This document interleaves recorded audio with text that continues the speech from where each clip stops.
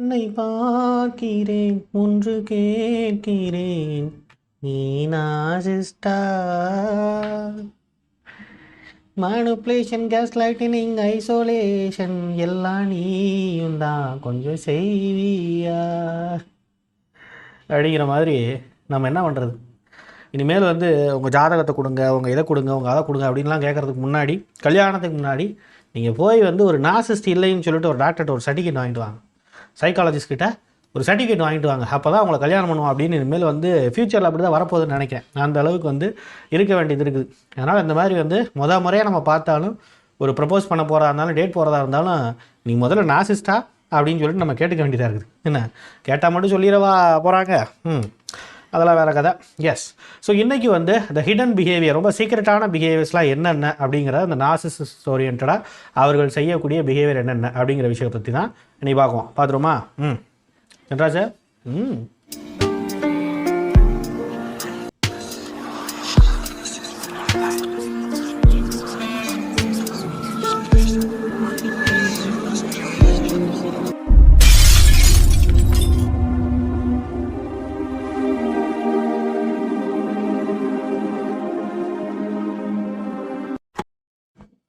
Welcome to the Human Expert Tamil. I am your Rajkumar Pandian, psychologist. எல்லாம் தான் psychologist, therapist. Okay, வாங்க பார்த்துருவோம் the hidden behaviour of narcissist. என்னென்ன விஷயங்கள் அப்படிங்கிற விஷயங்களை பார்த்துருவோம். What is a hidden behaviours over there? இந்த ஃபஸ்ட்டு விஷயம் அப்படிங்கிறது the sexual and love addiction. ஒரு நார்சிஸ்ட் எந்தெந்த மாதிரியான பிஹேவியரை அவங்களே நினச்சாலும், நான் வந்து இதெல்லாம் கண்ட்ரோல் பண்ணிக்க போகிறேன், இனிமேல் நான் வந்து கரெக்டாக இருக்க போகிறேன், யாருக்குமே தெரியாமல் வந்து நான் எல்லாத்தையும் ஹைட் பண்ண போகிறேன் அப்படின்னு அவங்க நினச்சாலும் கூட அவங்களால வந்து மாற்றிக்கவே முடியாத சில பிஹேவியர்களில் ஒன்று அப்படிங்கிறது தான் இந்த அடிக்ஷன் ஓரியன்டான விஷயங்கள். முக்கியமாக அஃப்கோர்ஸ் எஸ், நிறைய விதமான நார்சிஸ்க்கு இருக்கக்கூடிய செக்ஷுவல் அடிக்ஷனும் கூட. ஏன்னா அந்த செக்ஸ், இந்த ஃபிசிக்கல் ரிலேஷன்ஷிப் அண்ட் இன்டிமேசி அப்படிங்கிற விஷயங்கள் அப்படிங்கிறது பொறுத்த வரைக்கும் அது ரெண்டு விதமான முக்கியமான ஒரு எமோஷ்னல் நீட்ஸை ஒரு நார்சிஸ்ட்டுக்கு வந்து ஃபுல்ஃபில் பண்ணுது. என்ன அப்படின்னா, அந்த ஃபஸ்ட்டு விஷயம் அப்படிங்கிறது the one man can enter in to their others privacy. இல்லையா? ஒரு பர்சனோட நீங்கள் இன்டிமேட்டாக இருந்துட்டீங்க அப்படின்னு சொன்னால் அதுக்கு மேலே அவங்கக்கிட்ட வந்து அதுக்கு மேலே ப்ரைவேசி அப்படிங்கிறது ஒன்றும் இல்லைல்ல, இல்லையா? ஸோ அவங்களுடைய ப்ரைவேசிக்குள்ளே வந்து ஈஸியாக வந்து போகிறதுக்கான ஒரு ஷார்ட்கட்டாக தான் வந்து இந்த இன்டிமேசியை சைக்கலாஜிக்கலாக அவங்க பார்ப்பாங்க. ரெண்டாவது முக்கியமான விஷயங்கிறது த கோர் டாமினேஷன்.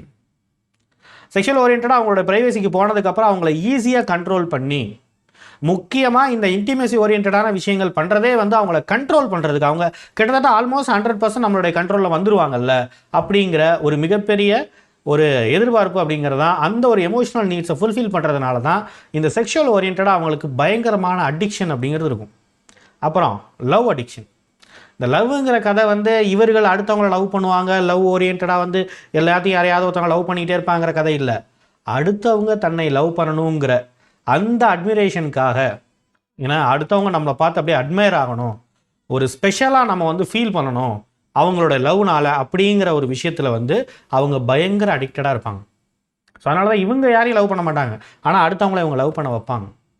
இவங்க செய்யக்கூடிய பிஹேவியர் மூலமாக, இவங்க செய்யக்கூடிய பலவிதமான விஷயங்கள் மூலமாக இவங்கள மற்றவங்க வந்து ஒரு அடிக்டடாக மாற்றணும் அப்படிங்கிறதுல வந்து அவங்களுடைய ஃபுல் ஃபோக்கஸையும் வச்சுக்கிட்டே இருப்பாங்க. ஆரம்ப காலகட்டத்தில் பயங்கரமாக தியாகம் பண்ணுறங்கிற பேரில் பயங்கரமாக அந்த கமிட்மெண்ட் ஓரியன்டான ப்ராமிஸ் எல்லாம் பயங்கரமாக அடித்து தள்ளுவாங்க. அதுக்கப்புறம் வந்து அந்த பிகினிங்லையும் அந்த பிகினிங்க்கு அப்புறம் வரக்கூடிய அந்த மிட்லையும் அந்த லாஸ்ட்லையும் வந்து பலவிதமான ட்ராப்பை நம்மளை வச்சு வெளியில் போக விடாத அளவுக்கு நம்மை அவர்கள் செய்வார்கள். ஒட்டு மொத்தத்தில் என்றைக்குமே அவர்களை நீங்கள் வந்து அப்படியே ஒர்ஷிப் பண்ணிக்கிட்டே, அப்படியே லவ் பண்ணிக்கிட்டே, அப்படியே அவங்கள பார்த்து அட்மையர் ஆகிக்கிட்டே இருக்கக்கூடிய ஒரு விஷயம் அப்படிங்கிறத அவங்க பயங்கரமாக சீக் பண்ணுவாங்க. ஓகே, அது ஓரியன்டான அடிக்ஷனுங்கிறது என்றைக்குமே இந்த நார்சிஸ்க்கு இருக்கோ, அதை அவங்களால மறைக்கவே முடியாதுன்னு. செகண்ட் விஷயம் அப்படிங்கிறது கண்ட்ரோல் மேட்னஸ். ஒரு மேட்னஸான கண்ட்ரோல் அப்படிங்கிறது அவங்களுக்கு அது மேலே, அந்த கண்ட்ரோல் மேலே இருக்கக்கூடிய கிரேவிங் இருக்குல்ல, அதை அவங்களால மாற்றிக்கவே முடியாது. எங்கே போனாலும் இந்த சுச்சுவேஷன் ஓரியன்டாக, அந்த சுச்சுவேஷனுங்கிறது என்னுடைய கண்ட்ரோலுக்கு கீழே தான் இருக்கணும். இந்த பொதுவாக சொல்லுவாங்களே இடம் பொருள் ஏவல். ஏவல்னால் என்ன? நான் ஒரு இடம் அப்படி இடம் பார்த்து பழகணுங்கிறது ரைட்டு, பொருள் பார்த்து பழகணும் அப்படின்னா என்னது, அந்த சப்ஜெக்டை தெரிஞ்சு அதை வந்து நம்ம பேசணும் அப்படிங்கிறது இருக்குது, ரைட்டு. பட் ஏவல்னால் என்ன? அதிகாரம். நமக்கு ஒரு இடத்துல பேசுகிறதுக்கு அதிகாரம் இருக்காங்கிறத பார்த்துட்டு, அந்த சுச்சுவேஷனாக நான் யார், எல்லா சுச்சுவேஷனும் நான் ராஜாவாக இருக்க முடியாதுல்ல, அந்த சுச்சுவேஷனாக நான் வெறும் மந்திரி தான். அவன் மந்திரினா அவ்வளோதான் நான் செய்யணும்னு இருக்குது. அந்த ஏவலுக்கு ஏற்ற மாதிரி தான், அந்த அதிகாரத்துக்கு ஏற்ற மாதிரி, என்னுடைய அதிகாரம் என்னவோ அதுக்கேற்ற மாதிரி தான் நான் செய்யணும். ஆனால் இவங்களை பொறுத்த வரைக்கும் அப்படி கிடையாது. எங்கேயுமே நான் ராஜா தான், எங்கேயுமே நான் ராணி தான். என்னால் வந்து விட்டு கொடுக்கவே முடியாது. ஒரு மெய்டாக போய் நான் ஒர்க் பண்ணுறப்ப, ஒரு சர்வெண்ட்டாக நான் போய் ஒர்க் பண்ணுறேனாலும் கூட அங்கே அவங்களுடைய அப்படியே அந்த அதிகார தோரணை அப்படிங்கிறதெல்லாம் எப்படி இருக்கும்னு சொன்னால், என்னமோ அந்த ஹவுஸ்லேயே அவங்க தான் ஓனருங்கிற மாதிரி வந்து அவங்க வந்து ப்ரெடிக்ட் பண்ணுவாங்க. அப்படிங்கிற மாதிரி அப்படி வந்து அப்படியே அவங்க இது பண்ணிப்பாங்க, என்ன அப்படி ப்ரிட்டெண்ட் பண்ணிப்பாங்க அப்படியே பயங்கரமாக. ஸோ அந்த கண்ட்ரோல் அப்படிங்கிற ஒரு நேச்சர் இருக்குல்ல, எல்லாத்த விதமான விஷயத்தையும் சம்மந்தமே இல்லாமல் அது அவ்வளவு, அதாவது அவங்கெல்லாம் உங்களுக்கு கண்ட்ரோலாக இருக்கணுங்கிற அவசியம் இல்லை. ஈவன் அவங்கள நீங்கள் கண்ட்ரோல் பண்ணி என்ன பண்ண போகிறீங்க அப்படிங்கிற மாதிரி இடத்துல கூட இல்லை, அவங்க என்ன கண்ட்ரோலாக தான் இருக்கணும், அவங்க எனக்கு கண்ட்ரோலாக தான் இருக்கணுங்கிறதுக்காக எல்லா விதமான விஷயங்களையும் செய்யக்கூடியவர்கள். சம்பந்தமே இல்லாமல் இவங்க அவங்களோட ஃப்ரெண்ட்ஸ் வீட்டுக்கு போகிறாங்கன்னா ஃப்ரெண்ட்ஸினுடைய மெய்டை வந்து இவங்க கண்ட்ரோல் பண்ணிகிட்டு இருப்பாங்க. எப்படி ஃப்ரெண்ட்ஸோட ஸ்பௌஸை வந்து இவங்க கண்ட்ரோல் பண்ணுவாங்க. நான் சொல்லி தான் அவங்களோட வீட்டில் எல்லாமே நடக்கணுங்கிற அளவுக்கு அவங்களோட அட்வான்டேஜ் எடுத்துக்கிற ஒரு பிஹேவியர் அப்படிங்கிறது அவ்வளவு சிவியராக இருக்கும். ஸோ த கண்ட்ரோலிங் நேச்சர், அந்த கண்ட்ரோல் ஓரியன்டான பேட்னஸ் அப்படிங்கிறது அந்த அளவுக்கு வந்து சிவியராக இருக்கும். That's very important thing, right? Yes. And the materialistic obsession. ஒரு நார்சிசிஸ்ட் என்ன தான் வந்து அப்படியே மறைச்சிக்கிட்டாலும் கூட என்றைக்குமே வந்து அவங்க அந்த செல்ஃப் அட்மையர் பண்ணுறதுனால, முக்கியமாக அந்த அவுட்டர் சைடில் வந்து என்ன எப்படி காட்டிக்கிறேன் அப்படிங்கிற ஒரு விஷயம் இருக்குல்ல, அதில் வந்து பயங்கரமாக வேலிடேஷன் சீக் பண்ணுறதுனால அவங்களால வந்து இந்த ஆப்ஜெக்ட் ஓரியன்டான ஒரு அப்சஷனை வந்து அவங்களால கண்ட்ரோல் பண்ணவே முடியாது. அது ரொம்ப முக்கியம் அவங்களுக்கு. சில பேர் வந்து ஒரு சிம்பத்தி ட்ராமா கிரியேட் பண்ணுறதுக்காக, ஒரு விக்டிம் ப்ளே பண்ணுறதுக்காக அந்த நேரத்தில் வந்து அப்படியே எல்லாத்தையும் நான் திறந்துட்டு நான் வந்து சாமியார் ஆகிட்டேன், நான் வந்து அப்படி ஆகிட்டேன் இப்படி ஆகிட்டேன்னு சொல்லிட்டு சில நேரங்களில் ஒரு பீரியடிக், ஒரு ஷார்ட் டேர்ம் பீரியடில் வந்து அப்படி செய்வாங்க. அதெல்லாம் ஒரு பீரியடிக்கல் ஈவெண்ட் தான், அதெல்லாம் ஒன்றும் கிடையாது. பட் நிரந்தரமாக நீங்கள் பார்த்தீங்கன்னா அவங்களுக்குள்ள வந்து அந்த மெட்டீரியல் ஓரியன்டான அப்சஷன் அப்படிங்கிறது பயங்கரமாக இருக்கும். எந்தெந்த விஷயங்கள்லாம் தன்னை வந்து ஒரு மிகப்பெரிய ஒரு ஆளாக வந்து காட்டுமோ அந்தந்த விஷயங்களை எல்லாத்தையும் எடுத்து வச்சுப்பாங்க. அப்படியே பின்னாடி வந்து அப்படியே புக்கு அப்படியே பயங்கரமாக புக்கு இருங்க, என்னமோ இது வந்து எங்கேயும் அப்படியே படிக்கிற மாதிரி எடுத்த உடனே ஒரு லக்கேஜ் மாதிரி புக்கெல்லாம் தூக்கிட்டு போங்க. அப்படி ஒரு 15 புக்கை வந்து இவங்க வந்து அப்படி ஒரு 5 நாளில் படித்து முடிச்சுடுவாங்கிற மாதிரி அந்த அந்த சும்மா ஒரு 5 நாள் ட்ரிப்புக்கு இவங்க ஒரு 15 புக்கை தூக்கிட்டு போகிறது. இல்லை புக் அப்படியே கையில் வச்சுட்டு அப்படியே ஆட்டிகிட்டே இருக்கிறது. எல்லாரும் ஐஃபோனை கையில் வச்சுட்டு ஆட்டினாங்கன்னா புக்கை கையில் வச்சுட்டு நான் படிக்கிறேன், நான் கொஞ்சம் திறமசாலி, நான் வந்து கொஞ்சம் அப்படிப்பட்டவன், நான் கொஞ்சம் இப்படிப்பட்டவன், எப்பயுமே தன்னை வந்து அப்படியே தனித்து வந்து காட்டணும் அப்படிங்கிறதுலேயே வந்து அவங்களுடைய விஷயங்கள் எல்லாமே அப்படி வந்து இருக்கும். அந்த மெட்டீரியலிஸ்டிக் ஓரியன்டாக வந்து அந்த ஒரு விஷயங்களை அவர்கள் செஞ்சுக்கிட்டே இருப்பாங்க. சில பேர் வந்து லக்ஸுரி ஓரியன்டான விஷயங்களையோ, சில பேர் தன்னை இன்டலெக்சுவலாக காட்டிக்கணுங்கிற ஒரு விஷயங்களையோ, சில பேர் தன்னை வந்து அப்பாவியாக காட்டிக்கணுங்கிற விஷயங்களையோ, இப்படி இது சம்மந்தப்பட்ட மெட்டீரியல் இருக்குல்ல, அதிலே ஹையர் குவாலிட்டி ஆஃப் மெட்டீரியலாக இருக்குல்ல, அந்த ஒரு விஷயங்களை விச் மீன்ஸ் இவங்க வச்சிருக்கிறதுங்கிறது மேக்ஸிமம் ரேரான பொருட்களாக இருக்கும். அவ்வளோ சீக்கிரம் நம்மளாம் அதை வந்து அதெல்லாம் நம்ம எடுத்துக்க மாட்டோம். அதை போய் நம்ம ஏன் போய் அதை போய் அவ்வளோ கஷ்டப்பட்டு வாங்கிட்டு இருப்போம் அப்படின்னு சொல்லிட்டு நம்ம விட்டுருவோம். பட் இவங்க ஒரு ஸ்பிரிச்சுவலில் போனால் கூட ரொம்ப ரேரான பொருட்கள்லாம் வச்சுருப்பாங்க. Because it should be shown இல்லையா, அப்படி வெளியில் எடுத்து காட்டணும். பாரு எங்கெங்கெல்லாம் போய் என்னென்னலாம் அச்சீவ் பண்ணியிருக்கேன் பாரு அப்படின்னு. ஒரு ட்ராவல் பண்ணால் கூட அது அப்படியே பயங்கரமாக வந்து அது அப்படியே நான் வந்து எங்கெங்கெல்லாம் ட்ராவல் பண்ணேன் என்பதை அனைவரும் தெரிந்து கொள்ள வேண்டும் அப்படின்னு. So this is what it says, right? The materialistic ஓரியன்டான அப்சஷன். அடுத்த ஒரு விஷயம் அப்படிங்கிறது பர்ஃபார்மன்ஸ் ஃபார் த அட்மிரேஷன்.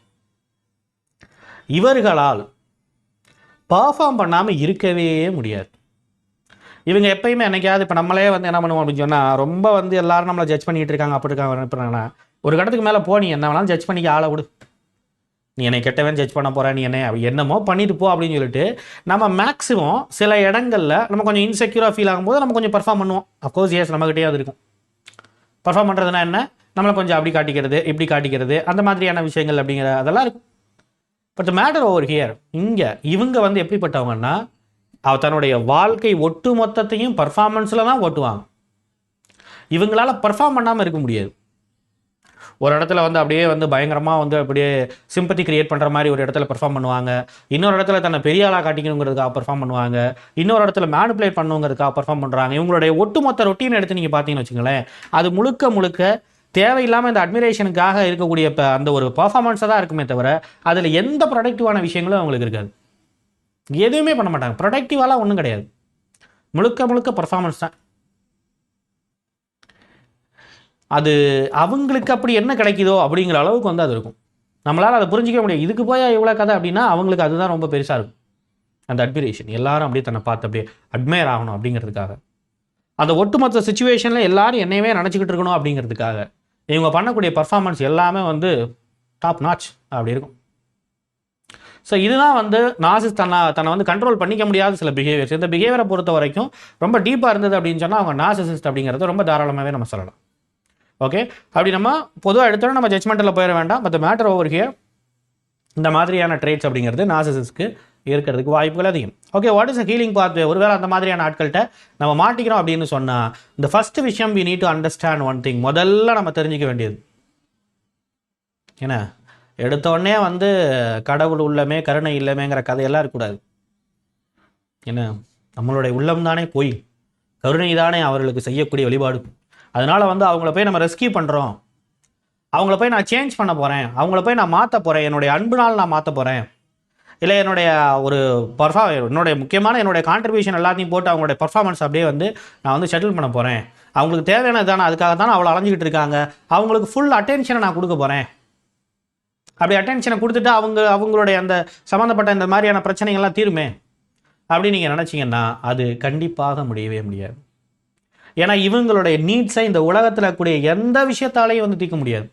ஏன்னா இவங்களுடைய நீட்ஸ் அப்படிங்கிறது சைக்கலாஜிக்கலாக இருக்கக்கூடிய விஷயங்கள். இதில் எந்த விதமான லாஜிக்கும் இருக்காது, எந்த லாஜிக்குமே இருக்காது. நீங்கள் ஒரு விஷயத்தை இப்போ அவங்க கேட்குறாங்களா, இன்றைக்கி வந்து இந்த ஒரு விஷயத்தை கேட்குறாங்க, நீங்கள் அடுத்த ஒரு வாரம் பயங்கரமாக வந்து அதுக்காக ஏற்பாடு பண்ணி அந்த ஒரு விஷயங்களை நீங்கள் செஞ்சு கொடுக்குறீங்கன்னு வச்சுக்கலாம். அதோட அது நின்றுமா? கேது. அடுத்த ஒரு நீடுக்கு போவாங்க. அதை விட ரொம்ப முக்கியம், இப்போ நீங்கள் இவ்வளோ கஷ்டப்பட்டு செஞ்சு கொடுத்தீங்கல்ல, நீங்கள் வந்து இவ்வளவு கஷ்டப்பட்டு நீங்கள் ஹெல்ப் பண்ணக்கூடிய நீங்கள் கொஞ்சம் ஒரு சாட்டிஸ்ஃபைடாக ஒரு கிரெடிட்டை வந்து பொதுவாக இயல்பாக அந்த விஷயத்துக்கு பண்ண விஷயம் ஏதாவது ஒரு செஞ்சோன்னா கிரெடிட் எடுத்துவோம்ல, அந்த கிரெடிட்டை கூட நீங்கள் எடுத்துக்கூடாதுங்கிறதுக்காக இதெல்லாம் ஒரு விஷயமா நம்ம மூஞ்சில் அடிச்ச மாதிரி சொல்லுவான்.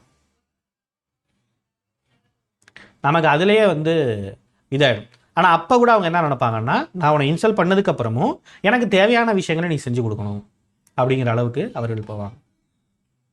நான் அவனை போட்டு பயங்கரமாக டார்ச்சர் பண்ணுவேன், அதுக்கு நான் சம்மந்தமே இல்லாத ஒரு காரணம் சொல்லுவேன், ஆனால் அதெல்லாம் ஏற்றுக்கிட்டு நீ எனக்கு தேவையான விஷயங்களை எல்லாத்தையும் செஞ்சு கொடுக்கணுங்கிற இடத்துல வந்து நிற்பாங்க. ஏன்னா இவங்களுக்கு எதிரியாக இருக்கக்கூடிய ஒரு ஆளை பற்றி வந்து புறணி பேசுகிறாங்க, இவங்களுக்கு எதிரியாக ஆளை பற்றி கம்ப்ளைண்ட் பண்ணுறாங்க. இப்படின்னா கூட பரவாயில்ல, இது ஒரு ஹியூமன் நேச்சர்னு வச்சிடலாம். இவங்களுக்கு எல்லாமே செய்யக்கூடிய ஆளுகளை பற்றி இவங்க சம்மந்தமே இல்லாமல் காசி பேசுவாங்க.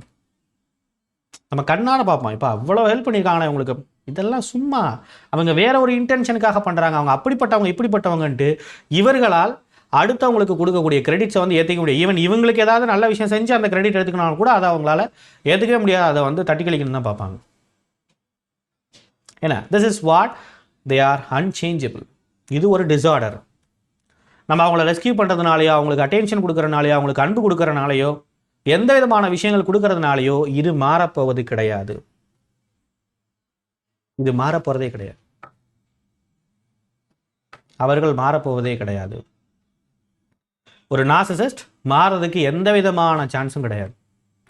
ஒரு ஆக்சிடென்ட் ஆனால் மாறிடுவாங்களா? ஒரு கிளைமேக்ஸ் வந்துருச்சு, என்ன ஒரு பலவிதமான தப்பெல்லாம் ஏற்றுக்கிட்டு அவங்க வந்து ஒரு இக்கட்டான சூழல் அவங்களை கொண்டே நிப்பாட்டிட்டோம், அப்போயாவது அவங்க வந்து தன்னுடைய இதெல்லாம் என்ஃபோர்ஸ் பண்ணி ஏற்றுக்கிட்டு மாறிடுவாங்களா? மாற மாட்டாங்க. எதையுமே அவர்கள் மாறவே மாட்டாங்க. அவங்க சில நேரங்களில் நடிக்கிறதுக்காக நான் செஞ்சதெல்லாம் தப்பு அப்படி இப்படிங்கிற மாதிரியான விஷயங்கள்லாம் நம்மக்கிட்ட சொல்லலாம். பட் அவர்கள் மாறுவார்களா அப்படின்னா கண்டிப்பாக மாற மாட்டாங்க. ரைட். ரெண்டாவது ஒரு விஷயம் அப்படிங்கிறது அட்ரஸ் த எமோஷனல் வூண்ட்ஸ். இந்த விஷயங்கள்லாம் பார்த்துக்கிட்டு நாம் ஒரு ரிலேஷன்ஷிப்பில் கமிட்டடாக இந்த நார்சிசிஸ்ட் கூட இருக்கிறோன்னு சொன்னால் நமக்கே தெரியாமல் நமக்குள்ள பலவிதமான எமோஷனல் வூண்ட்ஸ் இதனால கிரியேட் ஆகும். இவங்களை பற்றி திங்க் பண்ண அந்த வூண்ட்ஸுங்கிறது இன்னும் சிவியர் ஆகும். இவங்களுக்கு சில ஸ்டெப்ஸ் இவங்களுக்காக ஸ்டெப்ஸ் எடுக்க அந்த வூண்ட்ஸ் இன்னும் வந்து நமக்குள்ளே வந்து அது ட்ரிகர் ஆகும். அது இன்னும் பலவிதமான பிரச்சனைகளை நம்ம உடம்பு ரீதியாகவும் சரி மன ரீதியாகவும் சரி அதை ஏற்படுத்த ஆரம்பிக்கும். அப்போது நாம் தெரிஞ்சுக்க வேண்டிய ஒரு முக்கியமான ஒரு விஷயம் இருக்குது. இவங்களை எந்த அளவுக்கு நம்ம அண்டர்ஸ்டாண்ட் பண்ணிக்கிறோமோ அந்த அளவுக்கு இவங்களால் நமக்கு வந்து பாதிப்பு ஏற்படுதுங்கிறதையும் நம்ம கரெக்டாக அட்ரஸ் பண்ண வேண்டியது இருக்குது. அது awareness is very very important thing. ஆமாவா? To heal before taking the decisions. இப்போ இவங்களை ஹேண்டில் பண்ணலாம், இல்லை இவங்களை விட்டு வெளியில் போகலாம், இல்லை இவங்களை அப்படி பண்ணலாம் இப்படி பண்ணலாம், இந்த மாதிரி எந்த விதமான டிசிஷன் நீங்கள் எடுக்கிறதுக்கு முன்னாடி நீங்கள் செய்ய வேண்டிய மிக முக்கியமான விஷயங்கிறது உங்களுக்கு இருக்கக்கூடிய இந்த எமோஷனல் வூண்ட்ஸ்லேருந்து முதல்ல நீங்கள் வெளில வரணும். அப்படி எமோஷனல் வூண்ட்ஸ்லேருந்து வெளில வந்தால் தான், ஒரு எமோஷனல் டிட்டாச்மெண்ட்டுங்கிறது ஒன்று வந்தால் தான், ஒரு எமோஷனலி நம்ம ஸ்ட்ராங் ஆனால் தான் அதுக்கப்புறம் எந்த ஒரு முடிவையும் நம்ம எடுக்கலாம். அதுக்கு முன்னாடி முடிவெடுத்து நீங்கள் என்ன செஞ்சாலும் கடைசி நார்சிசிஸ்ட் விதிச்சு வச்சிருக்கக்கூடிய ஒரு ட்ராப்பில் தான் நீங்கள் போய் மாட்டுவீங்க. இன்னும் இந்த வூண்ட்ஸுங்கிறது இன்னும் டேமேஜ் ஆகிறதுக்கு நிறைய வாய்ப்பு இருக்குது. த கோர் போகிறதுக்கு நிறைய வாய்ப்பு இருக்குது. So you need to heal from the emotional wounds. அது ரொம்ப ரொம்ப முக்கியமான ஒரு விஷயம். எல்லாத்துக்கும் அப்பாற்பட்டு இந்த மாதிரி ஆட்கள் கூட நம்மளோட ரிலேஷன்ஷிப்புங்கிறது ஏன் இருக்குது, இந்த மாதிரி ஆட்களை தொடர்ந்து என்னோடய லைஃப்பில் நான் ஏன் அட்ராக்ட் பண்ணுறேன், எப்படி இவங்க அட்வான்டேஜ் எடுத்துக்கிட்டு நமக்குள்ளே வர்றாங்க, அப்போ இதில் எனக்கு இருக்கக்கூடிய பிரச்சனைகள்ங்கிறது என்ன, எனக்கு ஏதாவது பிரச்சனை இருக்கேன், ஏன் ஒரு நார்சிஸ்ட்டை நான் அட்ராக்ட் பண்ணுறேன் அப்படிங்கிறத கண்டிப்பாக நீங்கள் தெரிஞ்சுக்கணும். அதுக்கு there is a lot of psychological reason. இது ஏதோ ரேண்டமாக நடக்கிற, இது ஏதோ அன்ஃபார்ச்சுனேட்டாக போகிற போக்கில் நடக்கிற விஷயங்கள் கிடையாது. இது எல்லாத்துக்கு பின்னாடியும் பலவிதமான டைனாமிக்ஸ் இருக்குது. அதை எல்லாத்தையும் நீங்கள் புரிஞ்சுக்கணும். இதுக்கு பின்னாடி ஒரு ஸ்ட்ராங்கான ரீசன் இருக்குது. ஒரு நார்சிஸ்ட் உங்களோட லைஃப்பில் இருக்காங்கன்னு சொன்னால் உங்ககிட்ட ஏதோ ஒரு மிகப்பெரிய பிரச்சனை இருக்குன்னு அர்த்தம். அது என்னங்கிறத தெரிஞ்சுக்கிட்டு ஆல்ரெடி இந்த மாதிரி இருக்கக்கூடிய ஆட்கள் ஏற்படுத்தின ஊன்ஸ்லேருந்தும் நம்ம வெளியில் பலவிதமான விஷயங்களில் அந்த ஹீலிங் ஓரியன்டாக நம்ம போனால் மட்டும்தான் நாம் கொஞ்சம் கொஞ்சமாக இதிலிருந்து முதல்ல ஒரு தெளிவான ஒரு சிந்தனைக்கு முதல்ல வர முடியும். அதுக்கப்புறம் அடுத்தடுத்து என்ன டிசிஷன் எடுக்கலாங்கிறத நம்ம யோசிக்க முடியும். புரியுதா? That's very important thing. For that we are offering the online therapy. So online counselling அப்படிங்கிறது இருக்குது. தாராளமாக நம்ம அட்மின் நம்பர் அந்த டிஸ்கிரிப்ஷனில் இருக்குது. தாராளமாக நீங்கள் எடுத்து இது பண்ணிக்கலாம். That's a matter. ஸோ இன்ஸ்டாகிராமில் நீங்கள் பார்த்துக்கிட்டு இருக்கீங்கன்னா தாராளமாக இன்ஸ்டாகிராம்லேயே நம்மளுடைய நம்பர் இருக்குது. தாராளமாக நம்ம அட்மின் நம்பர் எடுத்து நீங்கள் கால் பண்ணலாம். ஓகே, வேறு என்ன கதை? Very important thing. எந்தெந்த விஷயங்களையெல்லாம் மாற்ற முடியுமோ அது மட்டும்தான் நம்மளால் மாற்ற முடியும். எந்தெந்த விஷயங்களெல்லாம் நம்மளால் மாற்ற முடியாதோ அதை நீங்கள் ஏற்றுக்கணுங்கிற எந்த அவசியம் இல்லை. அதை விட்டு விலகி போகிறதுங்கிறது தான் சரியான ஒரு டிசிஷனாக இருக்க முடியும். எந்தெந்த விஷயத்துல இருந்தாலும் நம்மளால் விலகி போக முடியலையோ அதுக்கு பின்னாடி இருக்க காரணங்கள் என்னன்னு தெரிஞ்சுக்கிட்டு அதை நம்ம ரிசால்வ் பண்ணுறதுங்கிறது தான், அதுக்கு தேவையான எல்லா விதமான ஹெல்ப்பையும் பண்ணுறதுங்கிறது தான் இந்த சைக்காலஜி. That is what